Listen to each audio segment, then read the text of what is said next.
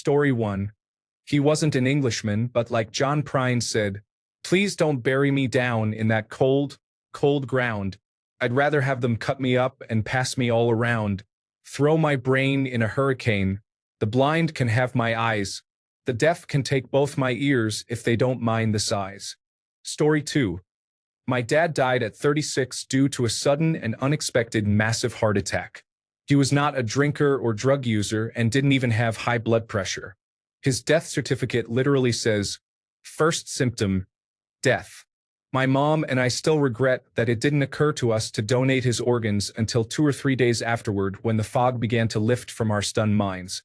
My dad was a generous and adventurous person with terrific eyesight and a strong physique, and I know he would have loved the idea of both living on in some way and helping someone else continue their journey. I wish we had automatic organ donation in my state. Story 3. As a British person, it's a great move. Opting out is literally a 2-minute job, and it's going to save a massive number of lives. For anyone who doesn't know, here's a breakdown of the new rules. That said, please still do tell your family about your decision so that your next of kin knows whether it's opt-in or opt-out. It's still your decision, but if your family are the kind who will be squeamish about the thought of your organs being donated, it can help to put them at ease that it's something you've chosen and not just something that you forgot to opt out of. Story 4. It's a win-win, an idea whose time has come. I've already donated an organ to a university music department for student practice. When I die, my bodily organs will be donated as well. Story 5. For those asking why anyone would consider opting out, I recently watched a video in which a mother explained how she lost her baby to sudden infant death syndrome. They found the baby unresponsive after his nap, air-flighted him to the hospital, and were able to get his heart started again, but he had no brain activity due to oxygen deprivation, so he wouldn't be able to breathe on his own and would die if unhooked from all his machines. The baby's organs were all perfectly healthy, so staff approached the mother about organ donation to save another baby's life. Although the parents ultimately chose organ donation, they explained that it was a big struggle. I was confused about that until they explained why it was a struggle. For context, when a baby is in intensive care, it's hard to hold them because all the tubes and wires are in the way. In most modern bereaved parent of infant situations, the school of thought is that it is less traumatic to the parents if the child is allowed to be with them for some time after he or she is unhooked from machines. Most parents hold their baby while he or she dies. In some progressive countries, they even have refrigerated cribs so that parents can take their baby home for a few days and grieve in their own way. This is very different from the past, when doctors thought taking a dead child away as soon as possible, before the parents could see it, was best to reduce trauma. Spoiler alert, it's not. Anyhow, these folks knew their baby was going to die, but in order for organ donation to occur, he needed to be unhooked in the operating room because they transplant the beating heart of the infant directly into the other baby. So these parents sacrificed their morning time with their child's body and didn't get to hold him as he stopped breathing in order to give another child the gift of life. Just offering perspective that people who are hesitant about organ donation are not monsters, and perhaps more awareness of these situations will ultimately lead to more people choosing selflessness. Story 6. If it wasn't for organ donation, I would be dead. I am on my second kidney transplant, the second being from a deceased donor whose photo I have framed in my house to keep her with me and to remind me how she has helped. I had been on dialysis for 5 years prior to my second transplant and wasn't in the best of places as I had started to lose hope. So thank you, Lauren, for giving me another chance. 7.5 months so far and doing well. Story 7. I am from the United Kingdom. I am annoyed this was not already a thing. I signed up to be an organ donor on my 18th birthday. I have got no use for my organs when I die. Let them save lives or be used for research. Story 8, that's fine. People who feel strongly about not donating still have the option. I'd be less fine with it if that freedom is stripped from them. I say this as an organ donor myself. I think it's still very important to give people the freedom to do what they want with their bodies. Story 9.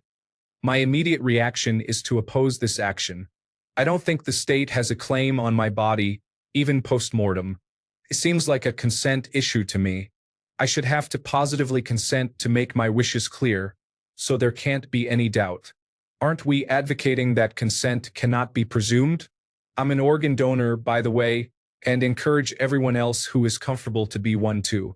A good friend of mine who passed away was able to improve the lives of many people because of this selfless act. Story 10. I'm going to disagree with the general consensus here and say it's a bad idea. One of the cornerstones of medical ethics is informed consent, meaning doctors need consent from informed patients before they do anything to those patients. Obviously, consent is assumed in cases of emergency, but beyond that, doctors need to explain the procedure, the risks, and benefits before doing pretty much anything. It has never been accepted, for good reason, that doctors can do something unless you specifically tell them not to. Aside from do not resuscitate orders, but that's a special case. And it's wrong to adopt it as policy here. Story 11. I guess it seems like a good idea as long as the deceased's family is okay with it, assuming that the deceased never made a decision beforehand. Just offering a different perspective, I don't think that it's selfish not to want to donate your organs. At least from what I've seen happen to my family on multiple occasions, doctors make a lot of mistakes. Some of my family members have left the hospital with very serious and obvious injuries that the doctors didn't catch for some reason. Many people have valid reasons not to trust everybody in the medical field. There are fears that doctors might prioritize taking organs over saving someone's life, or that medics might not make sure that someone is actually dead before taking their organs. These fears might possibly be unfounded in some parts of the world, but in some areas, there is corruption in the medical field. Choosing to donate one's organs is definitely very heroic, but it doesn't make those who decide not to selfish. Some people just aren't comfortable with it, and that's okay. I know that I'll probably get a lot of downvotes, but I think that it's important to represent other opinions in this discussion. Those who have unpopular opinions aren't stupid or evil. They just have different life experiences. Story 12. Well, the problem is that few people know about it. I have no problem being an organ donor, but the fact that the government decides it for me bothers me. I feel like the government doesn't really want this to be known. I think it's cool to do so, but I think they should do something like ask every citizen of the country if he's okay with it in some way, maybe via the internet. Otherwise, I think there will be cases where they take organs from people who didn't want it and would have said no but were not aware of it when they were alive. I don't think it's ethical to consider it a yes without spreading information about it or making people more aware of it. Yes, I hope I am clear about it. English is not my first language. Story 13. It's pretty messed up. People say it's easy enough to opt out, but it's also easy enough to opt in. Why should people have to go out of their way to tell the government not to take their organs? I know I'll get a bunch of liberals telling me how good it is, and I might agree, but it should be a choice you actively make, not passively. Story 14.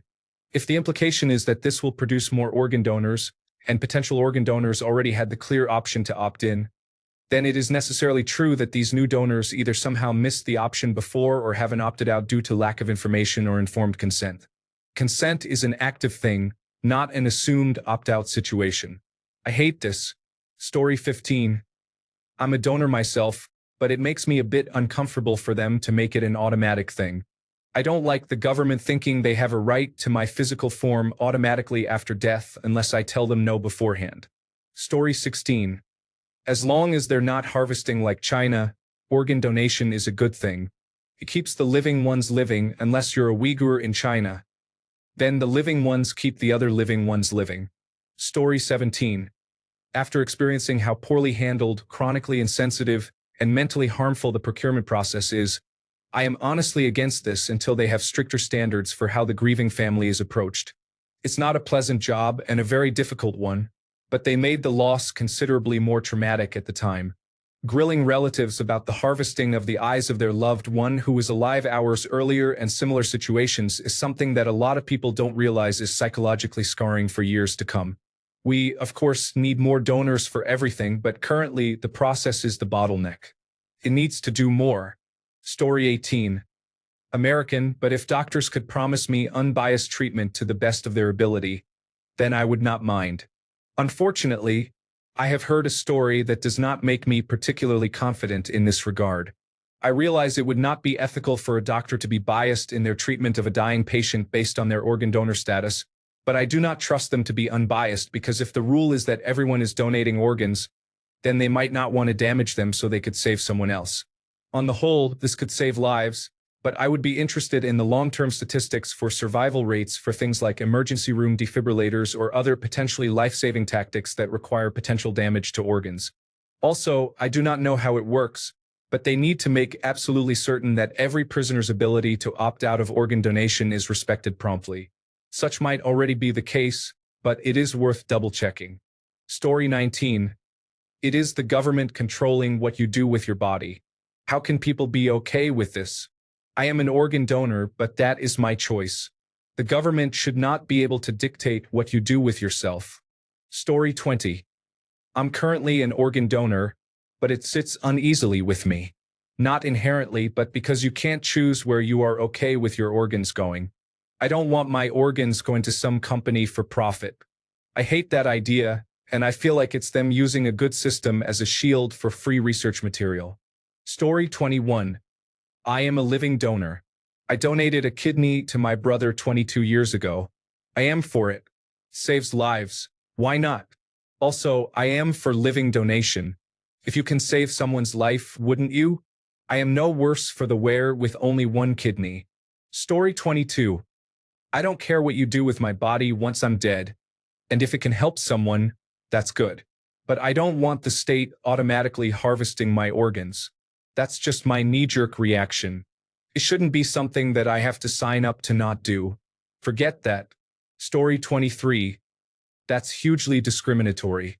Because first, that implies everyone is aware of the law and their ability to opt out, which is certainly never going to be true for a law that discriminates against less educated, elderly, non-English-speaking citizens, disabled, and poor people. Second, not everyone will be able to opt out of it in time to prevent their body from being handled without their family's approval. I strongly oppose that authoritarian approach.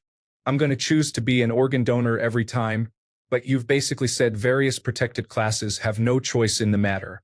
I don't care how many people it saves.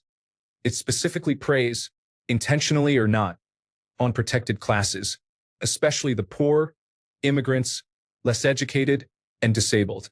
Someone pointed out that desecration was a harsh term to use, so we'll add cultural and religious views as further discrimination the government is imposing on the people. One person's desecration of a body could be another person's organ donation. Have some perspective, you bigots. Story 24. My issue is about private medical records. What will they do when someone didn't opt out, check their records, and see human immunodeficiency virus status or anything else that could stop a donation? It's not their business unless the person wants to be a donor. I can't donate because I had a severe burn as a child and pigskin was put on my arm. They won't easily find that information as I was 3 in another state. I don't think they need to know that either, and I shouldn't have to take extra steps myself to make sure they don't kill someone by using my organs. Story 25. This needs to be implemented really carefully. I'm a blood cancer survivor, and my organs should not be used. Now, I've worked in hospitals, and I know for a fact that the likelihood of that being missed is very high. Without an overhaul and unification of hospital records management, this is not feasible. Story 26. What about the English women? Memes aside, I'm in full support. Globally, with these systems, it should really be an opt-out system. You're opted in automatically and have to specifically opt out on the initial form to never be on the donor system. They also, in an end-of-life situation with someone opted in, ask the family for permission in addition to the opt-in, but they need that opt-in first as a step. So going this way will mean those who don't want it done for personal or religious reasons can opt out instead, or mention that at the last minute if they forget to opt out. That's the way to go and leave it default opt-in otherwise. Story 27. Overall, I think organ donation is a wonderful and important thing. I know people who have benefited from it and understand that more donors are desperately needed.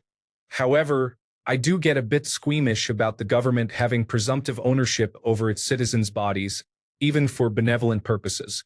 This view seems very unpopular here, and I've read a lot of arguments along the lines of, there's no you left to own your body once you're dead, so what does it matter? But there are a few reasons why it might. Death itself is not a simple thing. Historically, we used a cardiovascular definition of death: no pulse, no breathing, non-responsive, etc. But with the advent of intensive care units, we were able to keep people alive, even when their brains had been damaged beyond recovery, to varying degrees. This led both to the miracle of organ donation as well as to a move towards neurological criteria for death. Different jurisdictions have used slightly different criteria for defining this idea of death, whole brain death, brainstem death, etc.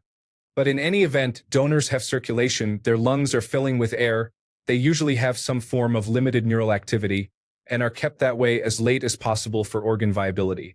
Knowing what exactly each type of neural activity means is complex, and although there may be general scientific consensus on what types of activity lead to consciousness or subjective experiences of pain, it's all on a sliding scale from impossible through implausible and plausible to likely. Some areas are controversial, and at times there have been surprising findings about levels of consciousness in coma patients, for example. Because of all this, in the American context at least, there was a movement on the part of some doctors to advocate for administering painkillers before organ removal, on the off chance that some of that residual neural activity could be enough to create some form of pain or suffering. It was shut down not based primarily on scientific arguments about the best interests of donors, but on political considerations about the best interests of recipients. If the public saw legally dead people being given painkillers, it could lower confidence in the idea of brain death and undermine already low levels of donation.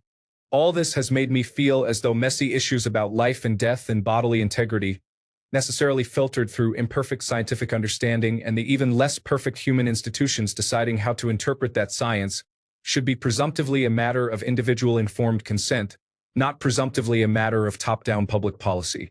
But it's been a long time since I studied any of this and would love to be corrected or updated on anything I've written.